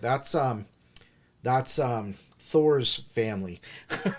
Okay. But he was trying to clear his name because they accused Olaf Ullman of faking the inscriptions, but the inscriptions were written in Elder Futhark. But there was something about one of the Elder Futhark that dates back farther than what they say it was actually done in. So anyhow, big long story. Yeah. There are Vikings in the United States before Christopher Columbus, before Amerigo Vespucci, before Leif Erikson. Not much before Leif Erikson. Okay. But and as I said, that's probably when they would have Bigfoot legends within that. And yes, somebody mentioned they called everything trolls. That's correct. Yeah. Yeah.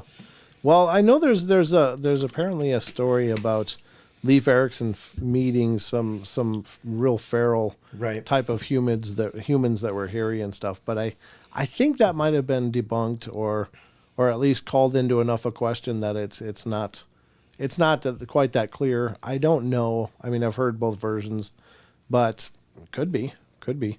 God knows they're here. So I mean, would it surprise me? Nah. Maybe they would bump into them. All right, let's go and hit this one. Texas Front Porch. Hey, how you doing? Hey, Tex. They supposedly ran into them when they landed. Yeah, I would not be surprised. I honestly haven't looked into it though. So, but yeah, not a surprise there. Huh. All right, going to Sasquatch Chronicles blog. Julia says, "I'm a troll." Arg. What? It's a troll bogey. A troll bogey. Hi, Julia. All right. Hi, Julia. February 3rd from Sasquatch Chronicles blog, fist-sized rocks started flying. A listener writes, so me and my dad and my brother were on a 4-day backpacking trip into the heart of the Eagle Cap Wilderness in Oregon. It's a 7-mile hike. We had a good time the 4 days that we were down in the bottom where the camp was. And on the day that we hiked out is when I had my encounter. I guess you could call it. We were about 1 mile from the truck, and the area that I was in was a high alpine forest, day and arid. Alpine forest, day and arid. Oh, dry and arid. Sorry, my eyes are a little funky because of the weeping eyes. I had walked into a small clearing, and on my right, I heard a loud crashing and breaking of large branches. I wasn't there. It was just me falling down the stairs. No. All right. I was carrying my 6.5 Creedmoor because I had a bear tag for in there. Anyway, I heard these loud crashes and then I heard it grunt, kind of. At this point, I was standing in the middle of about 30-yard wide clearing. It is important to mention that my dad and brother were about 700 yards in front of me, too far to hear them or see them because I was alone. So after the noises, there's these fist-sized rocks started flying over the tree line, and it threw about 4, and none of them hit me. But at that point, the almost primal fear kicked in, like you talk about on your show. So after that, I got the heck out of there. I caught up with my family, and that was it. Wow. Well, that's the thing. I don't think the rock throwing is just bad aim. I think that they can probably throw a rock with deadly accuracy. I think they may very well use it as part of their hunting repertoire. Right. But if they're throwing things and not hitting you, it's not because they can't hit you. It's because they're choosing not to. They're just intimidating. Yeah, they're trying to get you out. Hey, you know what? You need to hit the road, Jack. Hit the road. Get the hell out. Back no more, right. So I don't know. I mean, that's my belief. I don't know how to substantiate that if it's possible, but I just think that they're always throwing stuff. I mean, this is always happening. And they can throw, obviously, really big things quite far. Well over the range a person could. Like boys out of a forest. Right, yeah. They can throw children from a forest like you wouldn't believe. But get the hell out of here, you little weasels. Yeah, get off my lawn. Get off my lawn. But I don't think that you should take any peace in the fact that they're missing you. I think you should be thankful. Be thankful if they're missing you. So that's a crazy story. I mean, and it's also a real solid validation of the fact that this isn't somebody, some squirrels or raccoons or deer right. flinging rocks. I mean, nothing throws rocks other than people and what we believe Sasquatch throw. So, well, monkeys throw rocks. How many monkeys are in the forests of Oregon? We don't know. Well, depending on what Sasquatch are, maybe there's bunches, but I don't believe that there are.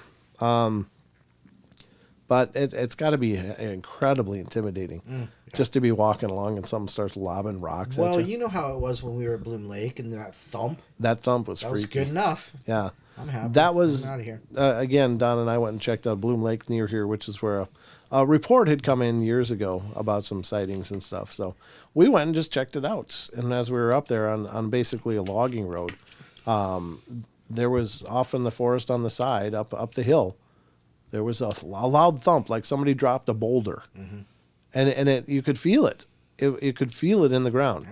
Now, I will tell you that this is something that I was surprised with being up here, is that the ground really is a lot more resonant up here, and I don't know why that is. Like if something hits the ground near you, you can really feel it through your feet. Like, you can feel other footsteps if they're close enough. Something about the way the ground is, the strata of it is put together, it really does seem to go quite a distance. But whatever that was big. You could only hear this like that, but you could also feel it. And it was like, oh, whatever that was is really big. And if it was a rock falling, it's a really big rock, and we're parked downhill from it. So, right. that in and of itself is a bad sign. But the other part is if something dropped that, or if it was something that dropped. What the hell was carrying it? Right. If it was a rock, something lifted it up and dropped it. Right. If it was something jumping out of a tree that was really big, it was really big. It was really big. Really big. So we opted for the safety of distance. Yeah. We did not belabor the point of being there any longer. So, it was a crazy time. It was about the only thing that happened that day, but it was enough of a moment that it was like, okay, well, I'm good. It was a moment. Yeah. It was definitely a moment. So it was very cool, though. We got to do more of that. We really do. Yeah, get out and just start looking around. Go around to other areas where sightings are happening in this area, because there really is quite a bit up here. Yeah. And not all of it is recorded on websites, but I know there's a lot of stories up here. So, one more. This might be the last one we got. Well, it's 43. So we got about 20 minutes left of the show. And let me look. Yeah, the phone lines are open if anybody wants to call in, by the way. You can always do that. 720-923-0500. Yeah, I haven't heard that in so long I forgot it. What is it again? 720-923-0500. There you go. All right. So from Sasquatch Chronicles blog, this one. Yeah, because you don't have it. Pinned to the top of the shot anymore. No, I didn't seem to help. So I thought I'd pin it to the chat system to see if it would help get people to call in, but it didn't really help. So, this is from February 6th. You saw the slurry troll. A listener writes, in 2003, I was just out of high school with nothing to do. I worked with my dad at a gold mine somewhat north and east of Fairbanks, Alaska. One afternoon, after a particularly long shift, we were driving off the mountain, and I lit a cigarette and leaned my head back to look out the window. A couple 100 yards below us was a copse of tree trunks left over from the forest fire the year before. As my eyes rested on them, I saw what looked like a burned tree start walking, like a man, up the river valley below us. The valley is a drainage for the mine and is full of superfine mud that's left after gold is processed, and we call it slurry. It's very dangerous to walk across, and the area was fenced off, so it was strange to see a man down there, but it was late April, and much of it could have still been frozen enough to walk on. However, he'd gotten in there. I pointed it out to my dad, who had to stop and lean over me to see, and he saw it just as it cleared the tree line. He said he didn't know how he got down there, and we agreed he looked pretty big. We were fairly exhausted, so we drove home and forgot about it for the night. The next morning, I asked a coworker if they'd caught a guy down in the drainage pond. His brother worked security, so I assumed he'd have heard anything if there was anything to hear. He hadn't, but he asked what I was talking about, and I told him what we'd seen. He laughed and said, "Oh, you saw the slurry troll." He then told me that nobody calls it a Bigfoot, but people had seen it up around the mine since the late 80s. And there was a rumor it even attacked a guy around 95, but I never heard any corroborations. I did speak to one operator who saw it from the bottom of a tunnel, but he wouldn't say much beyond that it was at least 8 feet tall because he saw it leaning over to look down at him. The miners don't like to talk about it because it risks highly paying jobs, so I'm not surprised, and I never heard much more. What we saw was jet black silhouettes that sort of resembled Shaq. The arms and legs were sort of skinny compared to the barrel body. We didn't see any sharp features beyond maybe some hair on the forearms. There you go. Paranormal Portal, great show tonight. Just waiting to yell to return. Waiting for y'all to return. Gotcha. Well, thank you, Justin. I appreciate that. Glad you're here, and I'm glad you're enjoying it. It is fun to be back. I do miss this when I'm not here. Like, this is such a big part of my world, you know? Yeah. But it's pretty awesome. It's awesome to come back, and it's awesome to see all of you. And if you're not already subscribed, please take a minute to get subscribed. It'd be fun to have you stick around if you're brand new. Don, you want to do some shout-outs? Yeah, let's do some shout-outs. So let's see who's here. Get chatting real quick, because here they come. We've got Aggravated Progressive. We got Chucky Danger, Jaron Daniels, John Stevenson. Julia's here. Hi, Julia. Justin Faux Arsonist. Carrie Brennan. Matthew Learned. Ninja Dave. Opal Demetria. Philip Blair. Wow, they're starting to populate real quick. Harry Man Hoaxes and Hoodwinks is here. Oh. Hello to you. Good to meet you. Philip Blair. Sugar Britches. Texas Front Porch. Farms here. Oh my gosh. Fourth Color. Let's see. Wow. Android. Hey, Android. Luna Moonicorn. I like that name, Luna Moonicorn. Yeah, that's a cool name. It kind of rolls too, Luna Moonicorn. So anyhow, Sugar Britches, Rachel, and let's see. I probably missed a whole bunch. Hi, Elaine. Elaine Clifford's here as well. Oh, hello, Elaine. Hi, everybody. Hardwick, Big D. Nice. Good to see you again, Hardwick. Let's see here. And that's it. So if you didn't get called, it's because, well, I probably didn't see it. But anyhow, love to everybody. Oh, and Portal Mom as well. Oh, Portal Mom's here, of course. Can't forget Portal Mom. And to those of you that just are kicking back, watching, or listening as you're doing other things, thank you so much for the support and the love. If you're watching this and it's not live, please leave a like, if you would, please. It helps us out a ton if you would also leave a comment after watching the show. Just preferably a good comment, yeah. Or you'll end up in the cheap seats. Yeah, sometimes we do this segment called Comments from the Cheap Seats, and it starts out like this.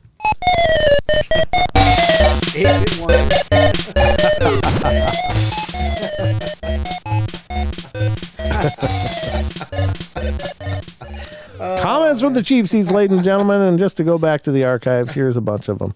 There's a few through the years, not a whole lot. We've done really well as far as the show of not having a lot of real jerky comments. Sometimes they come through. What? Wait a minute. What? It says, if you think I'm a Mason, then you're more confused than an amnesiac at a family reunion. Oh, my God. That's good. I haven't seen that. Yeah, there's a ton of them. Let's that's awesome. These are the comments from the cheap seats, and ladies and gentlemen, the point of this is that when somebody takes the time to leave a really crappy comment, I figure that I'm just going to take the time to make them as famous as I can. No doubt. So that's what these are all about, is just me posting these up here and letting people know, hey, look what this jerk said. And it's not because I'm wounded or it offends me. I mean, people can say what they want to say. That's fine. You know, that's perfectly in their purview to do so. But if they're going to take the time to leave a jerky message, then I'm going to take the time to to be jerky to them. To make sure that people see your jerky message and judge you accordingly. Just to put it out there. But that's the comments from the cheap seats, ladies and gentlemen. Yeah. And I also love the theme song. Isn't that great? Jaron says they still watch even if they say they weren't fans. They watch. Yeah, they probably do. Yeah, that's true. Yeah. They watch. And it doesn't matter because, the algos, it's all a plus or it's all positive. It's like there is no bad publicity. There's no bad advertising. Not if somebody really. hears about you, Yep. then our job is finished. Yep. Did you notice those cheap seats are covered in dirt? Yeah, that's why I posted that image. I found the most. I looked for abandoned stadiums. Yeah, nice. Yeah, and I posted that image. I wonder if that's that's why they're the cheap Superdome. seats. Yeah, exactly. You got to live out there in the dirt. Yeah, I figured. But, Haters need love too. Yes, the Farms wants to troll the portal. You want to be on the cheap seats. Haters going to hate. You know it. So, really. And honest to God, though, we rarely get those. Yeah. It's been really wonderful. And then there's the people that I respond to that come across real dicky in the comments, and I respond to them with, kind of, I don't know, sarcasm, but also just like, hey. And then they come back and they're pleasant and we have a dialogue. And those I don't front out. Those people that come back. There was one just recently. That was a good one. There was one really recently. He was like, "Oh wow, never mind." Yeah. Basically, the comment was something like, "Oh, it was after I read that long story from Sasquatch Chronicles, Right, yeah. Or no, it was from Lon's site, Phantoms and Monsters, but it was a long story. It was a long story, yeah. And it was a beautifully written story, and it was really fascinating of this kid who was into outdoor camping, and he went out alone on his family's property and was stalked for days. And he exhaustively detailed, but just a really beautiful story. And the person was like, "Oh God, could have put that in a 5-minute segment. I'll never get that time back." And I was like, Right.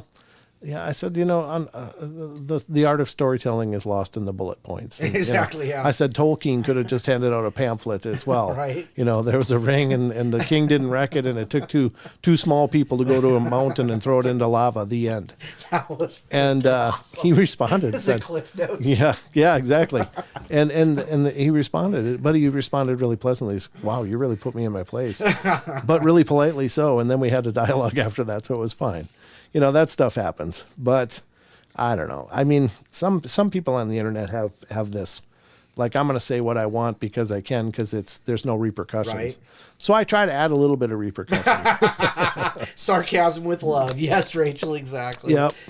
But I only say this because I love you. Exactly. I'm only hurting because I care. I only hurt you because I care. Don't make me get the paddle. That's not the way to rear a child. I'm just going to say. You don't spank them because you love them. No, I'm just kidding. I'm just teasing. But it's just part of the journey. But we've done really well. All you guys have been wonderful. And I will say this again. I pity any idiot that comes into this live chat and trolls. Because like Wes that one time. That was great. He's like, "Oh my God, it was like pitchforks and torches in here." That's funny. But you guys have always been these great supporters and defenders. So you guys do all the heavy lifting for me. We just have to sit back and continue to do the show while you guys are tearing at the carcasses. Wow. It's pretty awesome. You guys don't put up with any guff. This is your home. That's right. You guys built this home, so don't let somebody come in and poop on the carpet, You kick them out. Notwithstanding the fact that we have the greatest mods as well. You guys are awesome, so.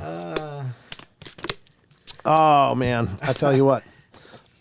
Meat's back on the menu, boys. Yeah, exactly. Let the crows descend. Jaron says, yeah, absolutely. Absolutely. It's like chumming the waters out here. You guys are all sharks. They just don't know it until they come in. Oh, yeah. I love meat. You guys are great. All right. Well, I think that's going to wrap up the journey for tonight. I don't have a lot of voice left. And, got to save some stuff for the next 2 shows on Friday and Saturday night. Again, 7 p.m. right here on YouTube.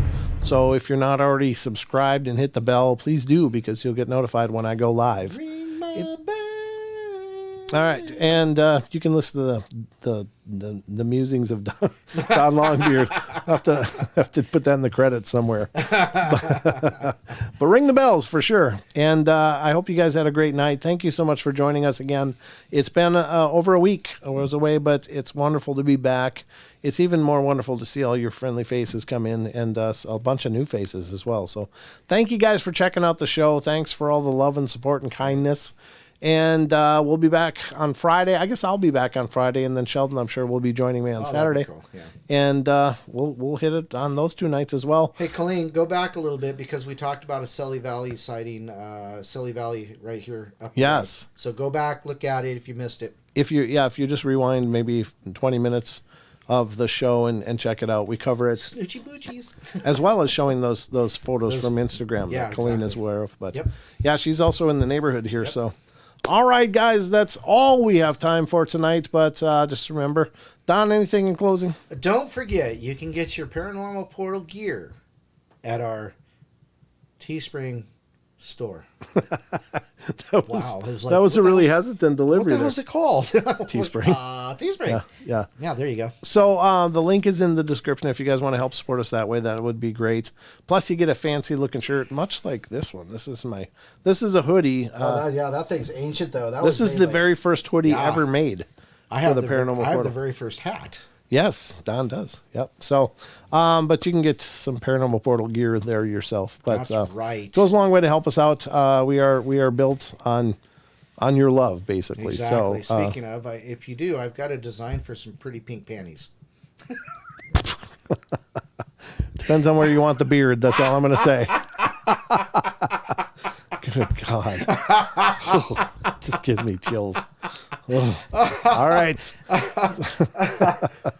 Maybe we can get a Manscaped endorsement if we push this. I don't know. Maybe. All right, folks. I'm here to tell you it's only going to get downhill from here if we keep going. So Don is a menace, Jared says. All right, so that's it for us. Remember, we love you all. Be good, be kind, be nice. Take care of each other. Help each other out. Find the magic in every day. And by God, remember to laugh as much as you can. So hopefully we helped you with that a little bit tonight. Well, Ninja Dave says, I'm crying with tears of joy and laughter. So there you go. Well, yeah, I'm glad, Ninja Dave. All right, spread the love. Let other people know about the shows. If you would, please check out the podcast as well. This week's episode is we were joined by Father Mike Driscoll talking about cursed and blessed objects. So it was a very great discussion, very interesting, and with some insights from his faith as well, which was really cool. So, and I used a really great soundbite in that too. Oh, nice. Yeah. Very nice. Okay. So you got to check it out, folks. But that's all we got for tonight. We'll see you on Friday night, 7 p.m. Pacific Standard Time, 10 p.m. Eastern, 9 p.m. Eastern. Wait, yeah, 10. 10 is Eastern, 9 Central, right? Correct. Okay. Sorry, I'm still just not quite here, but I'm doing my best. All right. That's it, folks. We're going to roll the credits and call this a deal. Good night. All right. Good night, everybody.